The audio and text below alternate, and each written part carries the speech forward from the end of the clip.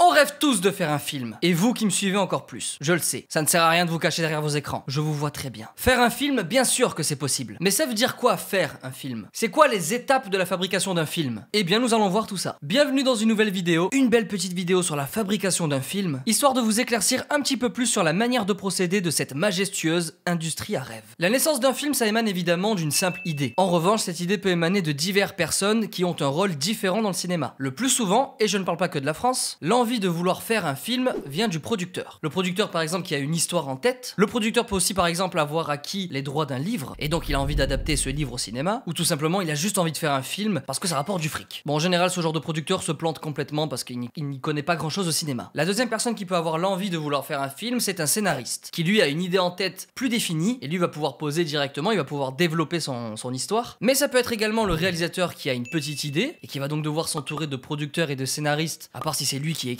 Mais l'idée peut aussi émaner d'un studio ou d'une production qui a une idée d'un thème qui pourrait toucher telle cible, ou tout simplement produire la suite d'un film qui a déjà bien marché. Ça se fait beaucoup. On sort un film, ça cartonne, va falloir faire le 2, c'est logique. Et donc cette idée vient ni d'un scénariste ni d'un réalisateur, mais vient de la maison de production et de tous ces producteurs qui sont dans cette maison de production qui se disent Avengers 10, c'est pas mal. Et ben le 11, et ben oui, et ben alors. Et pour finir, l'idée peut aussi émaner d'un cinéphile. Voilà, ça peut être vous. Vous êtes là, aux toilettes, vous avez une idée de film, et c'est parti pour l'aventure, il va falloir trouver un producteur, un réalisateur, un scénariste. Évidemment, c'est beaucoup plus compliqué quand on est juste cinéphile, mais ce n'est pas impossible. Dès que l'une de ces personnes a eu cette idée, elle va devoir s'entourer de, soit si c'est un producteur, s'entourer d'un réalisateur et d'un scénariste, soit si c'est un scénariste, s'entourer d'un producteur et d'un réalisateur, soit si... Bon, vous avez compris le truc, il va falloir combler quoi. Et l'étape d'après, il va falloir développer l'histoire. On a une idée en tête, maintenant il va falloir la mettre sur papier. Ça s'appelle le développement. Le scénariste, le producteur et le réalisateur vont commencer à se mettre au et va commencer à développer dans un premier temps une prémisse de l'histoire, ce qu'on appelle un pitch. L'histoire condensée en une ou deux phrases, quelque chose qu'on peut raconter en quelques secondes et accrocher l'interlocuteur. Cette partie-là est très importante parce que ça va permettre au producteur de pouvoir commencer les démarches financières, donc trouver de l'argent pour le film, on verra ça juste après, pendant que le scénariste continue de travailler le scénario, très souvent avec le réalisateur. Et maintenant il va falloir développer un synopsis. Le synopsis, vous savez sûrement ce que c'est, le synopsis c'est l'histoire résumée en quelques pages. Après le synopsis, il va falloir travailler le traitement. Le traitement, c'est tout simplement un synopsis beaucoup plus détaillé. Dès qu'on a un traitement, il va falloir découper toute cette histoire par des séquences. Et ça s'appelle le séquencier. On aurait dit Jamy. Donc le séquencier, qu'est-ce que c'est? C'est l'histoire, découpée en plusieurs séquences. Et chaque séquence est résumée en quelques lignes. En fait, c'est le scénario sans les dialogues. Et juste après le séquencier, il va falloir développer une première version du scénario, du continuité dialoguée. Un scénario et un continuité dialoguée, c'est la même chose. Donc vous avez compris le truc, continuité dialoguée, ça veut dire que c'est le séquencier, sauf que c'est plus les petits résumés à l'intérieur de chaque séquence. Maintenant, il va falloir intégrer le dialogue. Et là, on commence avec une première version du scénario, et puis une deuxième, une troisième, une quatrième, une cinquième, une dixième, une huitième, jusqu'à ce que ça convienne au producteur, au réalisateur, au scénariste. Et parfois même, dans certains pays c'est même essentiel, aux acteurs. Oui, parce que pendant la partie du développement, il va falloir également faire le casting. Donc dans cette étape de casting, on va essayer de chercher les célébrités qui vont jouer dans ce film. Parce que ça c'est une règle principale dans le cinéma. Si on veut faire un film, il faut intégrer des célébrités à l'intérieur. Que ce soit le réalisateur ou que ce soit le casting. Donc on commence à faire les recherches, mais aussi on démarche les célébrités à travers leurs agences. Et donc là nous avons un réalisateur, un scénariste, un producteur, un casting et un scénario avec une version finale. Il manque une dernière étape dans le développement du film, c'est le budget. Et ça, c'est le producteur qui s'y colle. Évidemment, le producteur est entouré d'une équipe. Là, je vais pas rentrer dans le détail parce que la vidéo durerait des heures. Qu'est-ce que c'est que le budget? Vous vous en doutez, vous savez très bien ce que c'est. Le producteur, il a le scénario. Et maintenant, il va falloir regarder tout ça, décortiquer chaque élément du scénario et connaître la valeur de chaque mot. Mais dans le budget, il y a également aussi l'organisation du tournage. Combien de temps ça va durer? Parce que par exemple, si on loue une voiture, combien de temps on la loue? Est-ce qu'on la loue 2 jours? Une semaine? 1 heure? On sait pas. Et donc là, le réalisateur va commencer déjà la pré-production avec par exemple un chef opérateur et un premier assistant réalisateur. Ils vont commencer à décortiquer un peu le scénario, ils vont dire ok, bon, on a besoin de tant de temps avec la voiture. Et le producteur va se dire ok, tant de temps avec une voiture, ça coûte tant. Et tout ça, du coup, ça va créer un budget. Évidemment, pour l'instant, rien n'est engagé. Là, nous sommes juste à l'étape du budget. On calcule au centime près combien le film va coûter. Ça paraît peut-être extraordinaire de faire ça, mais dans tous les business et toutes les sociétés du monde, ça se passe comme ça. Dans une société normale, on appellerait ça un prévisionnel. Sauf qu'un prévisionnel, ça se fait sur 1 an, 2 ans, 3 ans. Là, ça se fait sur sur quelques mois. Le producteur termine son budget et du coup il découvre un chiffre. Ça peut être des centaines de milliers d'euros, ça peut être des millions, très souvent c'est des millions. Et le producteur, évidemment, vous vous en doutez, il va pas commencer à sortir tout ça de sa poche. Ça marche pas comme ça du tout. Et tous ces clichés de producteurs qui ont masse de fric et qui disent allez, tiens, tu veux produire ton film, gamin? Non, le producteur va passer du coup à la prochaine étape, c'est le financement du film. On va chercher le pognon un peu partout. Mais le pognon, il provient d'où? Comment on a du fric pour faire ce film? Qui va être intéressé de mettre l'argent dans ce projet? Eh bien, d'une part, effectivement, il y a la production. Alors évidemment, la production va pouvoir injecter un peu d'argent à l'intérieur de ce film. Pas la totalité, mais en général, voilà, la production, le producteur va mettre un petit peu d'argent. Pas de sa poche, mais de la poche, de la trésorerie de la production dans laquelle il est. Il va mettre un peu d'argent de cette production-là dans le film, parce qu'il y croit. Mais ensuite, il va aller courir un peu à gauche à droite pour trouver tout ce pognon. Et il va voir qui? La première personne qu'il va voir, c'est une société de distribution. Très rapidement, une société de distribution, c'est la société qui va faire la promo du film et la vendre dans les salles de cinéma. Je dis ça très rapidement parce que je vais en reparler dans le détail juste après. Donc le producteur va alors voir un distributeur, il lui présente le film, voilà ce film il parle de ça, c'est un film d'action, fantastique, enfin n'importe quel genre. D'ailleurs le genre est très important parce que selon le genre de film qu'on est en train de faire, on va pas aller voir n'importe quelle distribution. Et donc voilà, le producteur lui dit ça parle de ça, voilà le genre du film, voilà mon casting, et c'est pour ça que le casting est très important parce que là le distributeur va se dire ok,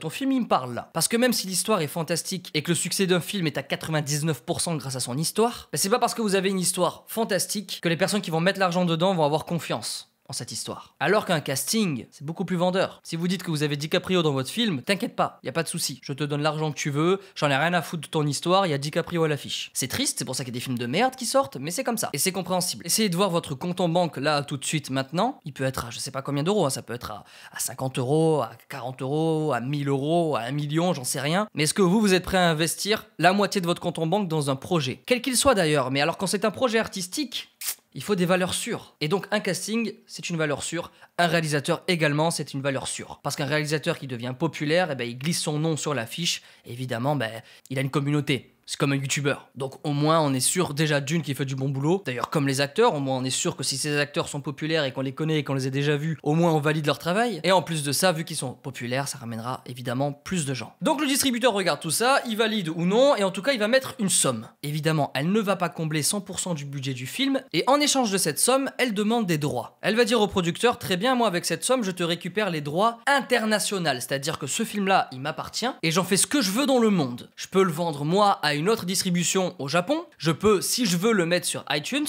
je peux le mettre en VOD dans le monde entier, je peux le distribuer aux États-Unis, au Mexique, si je veux pas le distribuer en Espagne, je le distribue pas en Espagne, bref, il fait ce qu'il veut dans le monde entier avec ce film. Pendant une durée, ça dure 5, 10, 15, 20 ans, soit il a les droits internationaux, soit il a les droits locaux. Donc il a un droit national sur son territoire. Si par exemple vous êtes producteur, vous avez un film, vous allez voir un distributeur français et il vous dit ok, moi je récupère les droits sur le territoire français, eh bien vous pouvez également aller voir un distributeur espagnol et lui vendre également le film et lui n'aura les droits que sur le territoire espagnol. Vous avez pigé le truc ou quoi? Là peut-être qu'à ce moment-là vous comprenez absolument rien sur ce rôle de distribution, mais ne vous en faites pas, je vous en parle juste après. Donc ça c'est une grosse partie du financement d'un film. Ensuite, il y a les aides. Et en France particulièrement, on a la chance d'avoir pas mal d'aides. On a le CNC que vous connaissez sûrement. On a les régions. Si par exemple vous tournez votre film en Normandie, eh bien le comité de cette région va pouvoir vous financer votre film. Encore une fois, qu'une partie. Il y a en France dans plusieurs régions des pôles images qui eux aussi financent. Enfin bref, des aides en France, il y en a plein. Ensuite, il y a le beau, le fameux que vous connaissez très bien.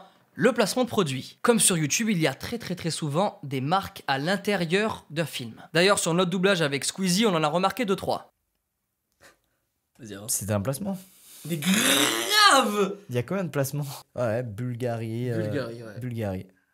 Vroom vroom! C'est pas un placement de produit ça! Man Dodge quality. Donc le producteur qui par exemple a besoin d'une voiture dans le film va aller voir plusieurs marques de voitures. Et celle qui acceptera, déjà ce qui est bien c'est qu'elle va pouvoir fournir la voiture et ça c'est cool. Et en plus eh bien elle pourra mettre un peu d'argent dans le film. Donc il va aller voir plusieurs annonceurs pour placer des produits à l'intérieur du film. Et petit à petit il va commencer à atteindre ce chiffre, ce budget pour pouvoir produire le film. Le producteur peut également aller voir des fonds privés. En France il y a également le crédit d'impôt. Alors tout ça ce sont des choses complexes dont je ne parlerai pas ici, mais qui permet au producteur de pouvoir financer son film. Il peut aussi aller voir des investisseurs privés. Ça peut être un gars qui a beaucoup d'argent et qui va se dire moi j'aime bien le cinéma, je mets de l'argent dedans. Il peut également aller voir d'autres productions pour faire des coproductions. Et en dernier recours, mais ça ne se fait jamais, il peut investir son propre fric. Mais ça, c'est une légende. Il y en a certains à une époque qui l'ont fait, mais faut pas le faire. Faut pas faire ça. Faut pas mettre son argent dans un film. Ça marche pas comme ça. Alors tout ça, ça fait beaucoup de monde pour mettre de l'argent dans un film. Et la question qu'on peut se poser, c'est est-ce que toutes ces personnes-là vont avoir un certain pouvoir artistique sur le film? Pas tout le monde, mais malheureusement, certains, oui. Si vous allez voir un annonceur, prenons encore l'exemple d'une voiture, eh bien la marque en question va vouloir que sa voiture, qu'on la voit un peu plus de côté, qu'on la voit... Bref, elles ont le droit de donner un avis sur toute cette partie artistique. Si vous allez voir un distributeur, le distributeur peut vous dire très bien, mais moi ton casting il me plaît pas trop. L'histoire j'aime bien, le réalisateur j'aime bien, mais ton casting faut changer. Ou l'inverse, le casting j'aime beaucoup, mais le réalisateur, j'ai pas trop aimé ce qu'il fait, on va mettre plutôt lui. Et ça évidemment c'est au producteur de défendre son film. C'est pour ça que le producteur est un rôle, c'est pas un rôle important, c'est un rôle essentiel à un film. Très bien, donc là le producteur a couru à gauche à droite et il a réussi à financer son film. Il a réussi à atteindre son budget. Et nous en arrivons à cette prochaine étape, la production d'un film. Et dans la production il y a trois petites étapes. Enfin trois sous-étapes. La première étape de la production c'est la pré-production. Et là alors encore une fois je pourrais faire une vidéo que sur ça, mais il y a beaucoup de choses. Il va par exemple y avoir le dépouillement, on lit le scénario avec les équipes de production et on regarde ce dont on aura besoin. Il y a le repérage, il y a les répétitions pour les acteurs, il y a également le casting qui n'est pas encore terminé, là on a trouvé les rôles principaux, mais il y a également d'autres rôles qui sont très importants dans le film qu'on n'a pas encore cherché, donc là par exemple pendant la pré-production il y a le casting, le planning qui se construit, enfin bref, il se passe plein de choses. Et c'est une étape très importante, voire même plus que le tournage. Parce que lorsqu'une pré-production est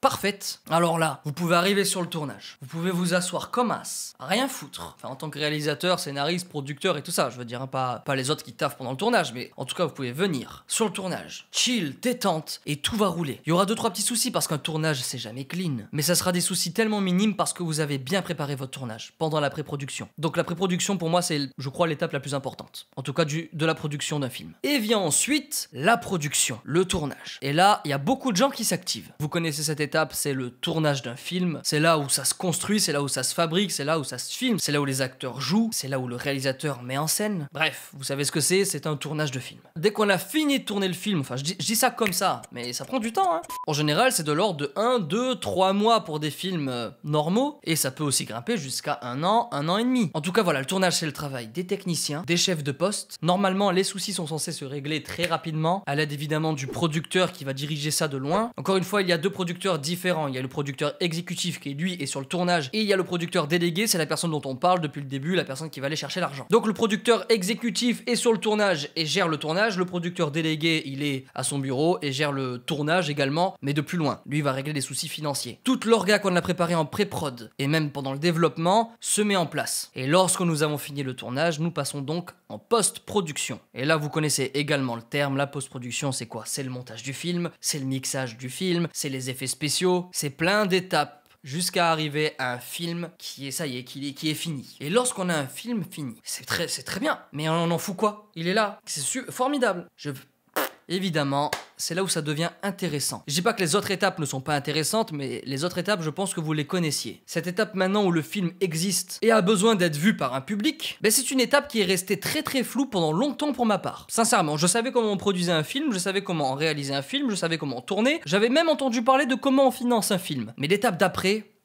Je connaissais rien. Maintenant j'ai appris, je sais comment ça fonctionne, on m'a expliqué beaucoup de choses, j'ai rencontré beaucoup de monde qui m'ont bien expliqué la chose et je vais vous la partager. Vient maintenant le moment où le film va devoir trouver son public. Tout à l'heure dans l'étape du financement, je parlais du producteur qui allait chercher l'argent un peu à gauche à droite. Si le producteur n'est pas passé par la case distribution, eh bien il y a une étape essentielle pour le producteur. Il va falloir trouver un distributeur. Et là vous vous dites mais putain mais c'est quoi un distributeur, bordel? Ça sert à quoi? Je comprends pas. Il y en a qui le savent, je sais très bien, mais pour ceux qui ne savent pas ce que c'est, ils ne comprennent sûrement rien.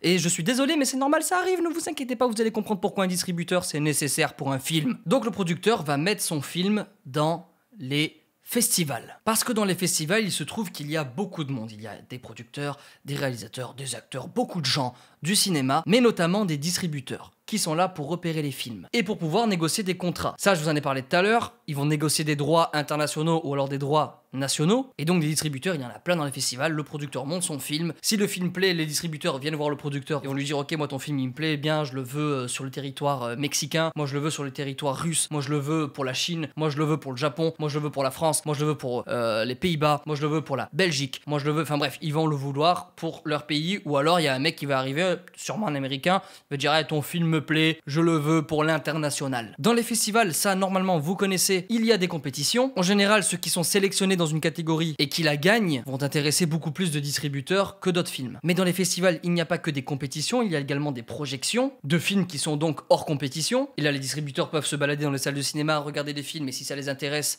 contacter le producteur. Mais il y a également les marchés du film. Et le plus grand marché du film qui existe, c'est celui du Festival de Cannes. Le plus grand marché à échelle internationale, hein. C'est celui du Festival de Cannes. C'est chez nous que ça se passe. C'est quand même un truc de dingue. Alors qu'est-ce qui se passe dans un marché du film? Eh bien c'est comme un marché. Voilà. Il y a des stands. Au lieu de vendre des tomates, au lieu de vendre des frites, au lieu de vendre je sais pas quoi, des crêpes, eh bien les gens vendent des films. Alors ça peut être des distributeurs qui ont leur propre stand, qui ont plein de films et qui veulent le vendre à d'autres pays pour que le distributeur de ces pays-là puisse les exploiter dans leur pays à eux et que ça rapporte plus d'argent à la production et à eux. Et ça peut être également des producteurs qui ont un film, ou plusieurs films même, et qui viennent ici pour le vendre. Moi j'ai été par exemple à Cannes en 2018 et c'était le bordel. C'était la première fois que je rentrais dans un marché du film. J'en avais entendu parler, je savais à quoi ça ressemblait, mais j'étais jamais allé dedans. C'est assez impressionnant. Il y a beaucoup de monde, il y a très peu de Français, donc il y a beaucoup d'Allemands, d'Italiens, de Japonais, beaucoup d'Asiatiques. Oh la vache! Et donc voilà, dans ces stands, on essaie de vendre, on essaie de rencontrer les gens, on essaie de faire des rendez-vous. C'est ce qu'on appelle le marché du film. Et donc le marché du film sert au producteur qui n'est pas allé voir un distributeur pendant le financement de son film, mais s'il a déjà négocié avec un distributeur en droit national, ça lui sert également parce qu'il va aller voir des distributeurs à échelle internationale. Il va aller voir par exemple, le producteur va aller voir avec son film un distributeur japonais, il va lui dire moi mon film, je suis sûr qu'il peut intéresser ton pays. Tiens, le distributeur japonais il va faire oh, je l'achète sur mon territoire. Donc là la distribution récupère le film sur le territoire japonais et ils en font ce qu'ils veulent. Ils peuvent le mettre en VOD, ils peuvent le mettre en salle, ils peuvent le vendre à des chaînes télé, ils en font ce qu'ils veulent. Alors ils vont pas par exemple le mettre sur YouTube. Déjà d'une, le but c'est de faire de l'argent avec ce film parce qu'on a dépensé de l'argent pour l'acheter, et puis de deux, on fait pas n'importe quoi, il y a quand même un contrat. Tu vas pas récupérer un film avec un budget de malade mental, avec un casting de fou et le mettre sur un site porno. Non, ça marche pas comme ça. Mais en tout cas il peut en faire ce qu'il veut dans la limite du raisonnable sur son territoire. Mais si le producteur a vendu ses droits à échelle internationale, alors là un marché du film lui sert à rien. Ça lui sert à rien parce qu'il a vendu ses droits à échelle internationale. Voilà. Continuons. Nous passons donc à la prochaine étape. La prochaine étape, c'est la distribution. Alors, qu'est-ce que c'est que la distribution? Qu'est-ce que c'est qu'un distributeur? Un distributeur commence à travailler dès qu'il a l'info du film et dès qu'il a négocié le contrat avec le producteur, il commence un peu à bosser sur le film. Le distributeur va permettre au film de trouver son public. Voilà.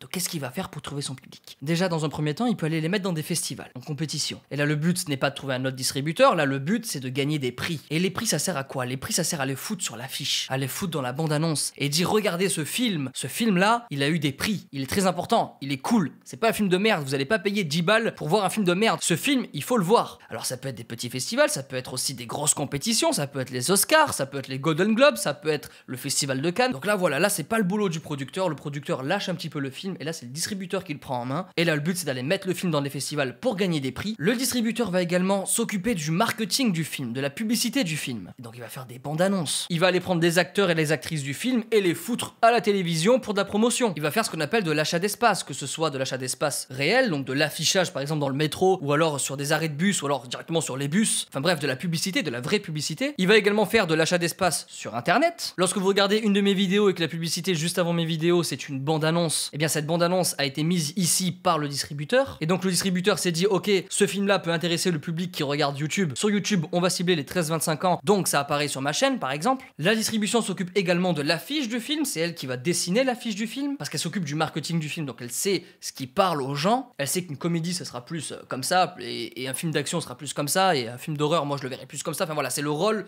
de la distribution. Elle va organiser plein d'avant-premières dans son pays. Disons que par exemple je suis un producteur français, j'ai produit un film, ça marche super bien, je gagne des prix et tout, waouh, super, on est content, on n'est pas encore là mais on est heureux tu vois. Et que là je rencontre un distributeur espagnol, et ben le distributeur espagnol qu'est-ce qu'il va faire? Le distributeur espagnol il va acheter mon film, il va faire l'affichage tout ça dans son pays, il va organiser les avant-premières, mais il va également le doubler. Il va doubler le film qui est de base en français pour le sortir en espagnol dans son pays. Et c'est également pareil pour la France. Le distributeur va doubler le film pour que ça touche évidemment plus de monde, parce qu'on sait très bien qu'un film doublé touche beaucoup plus de gens qu'un film sous-titré. C'est la triste vérité, mais oui c'est le cas. Et notamment pour les enfants. Et ça je comprends, parce que moi quand j'étais gosse j'étais très content d'avoir une VF. Et ça me faisait chier quand j'étais enfant d'avoir de la VO. Et de lire les sous-titres, ça me... Oh, c'est... Oh. Et surtout, après avoir fait tout ça, après avoir fait la promotion du film, donc là, ça y est, il a touché un petit peu le public. Personne n'a vu le film encore, à part aux avant-premières. Mais là, on sait que le film existe, on sait qu'il va sortir. Et bien, la distribution, elle s'occupe de distribuer le film dans les salles de cinéma. Et donc elle va contacter les exploitants, on appelle ça des exploitants, et leur dire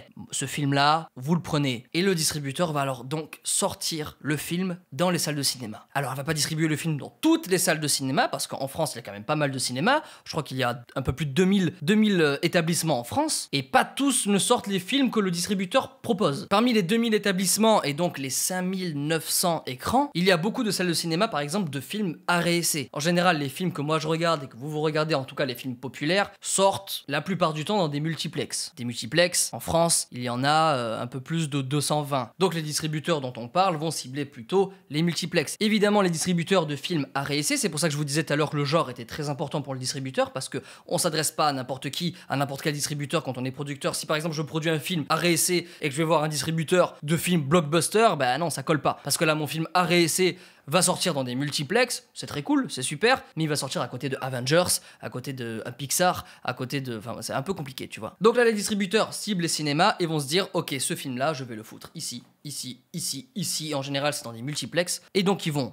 contacter les exploitants. Les exploitants, ce sont les représentants des cinémas. Et donc, le distributeur va négocier avec les exploitants. Ils vont dire, par exemple... Alors là, par exemple, il y a plein de négociations possibles. Ils peuvent négocier, par exemple, sur le pourcentage du ticket, combien ils vont prendre et combien ils vont laisser à l'exploitant.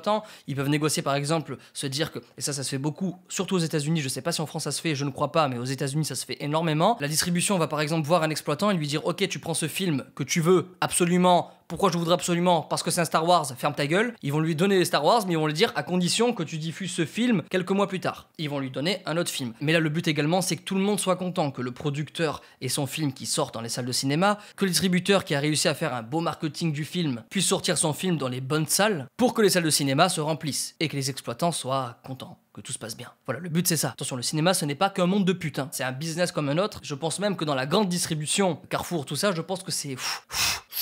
Je pense que là, c'est beaucoup plus chaud que le cinéma, sincèrement. Et donc là, la distribution a fini son travail. Les affiches de films sont dans les salles de cinéma qu'elle a contactées, avec qui elle a négocié. Et là, le film est entre les mains de qui? Le film est entre les mains des exploitants. Alors là, le but d'un cinéma, évidemment, c'est quoi? C'est qu'on s'y sente bien, c'est de bien programmer les films, c'est de vous vendre du bon popcorn. Là, c'est la partie quand même qui est très importante du film. C'est que si vous allez voir un film dans une salle de cinéma qui est pas ouf et que ça se passe mal, eh ben le film, ça peut être le meilleur film du monde, vous allez le détester. Et ça, je vous jure que ça peut même ruiner un film. Et le plus important, c'est de vous vendre un ticket de cinéma avant que vous puissiez rentrer dans le cinéma, vous asseoir sur votre fauteuil et regarder enfin le film. Donc là, ça y est, l'idée que le producteur a eue, ou alors celle du réalisateur, ou alors celle du scénariste, ou alors celle de la boîte de production, de la maison de production, du studio, ou alors celle du cinéphile. En tout cas, cette idée est maintenant dans les salles de cinéma. Alors maintenant, qu'est-ce qui se passe? Parce que c'est bien, on allait chercher du fric partout, ça a coûté de l'argent, tout ça, ça a coûté beaucoup d'énergie, on a bien travaillé, on est bien content, et maintenant, c'est quoi les bails? Eh bien là, c'est au travail de l'exploitant de vendre des tickets de cinéma, comme je vous ai dit. Et quand vous achetez un ticket de cinéma, l'argent ne va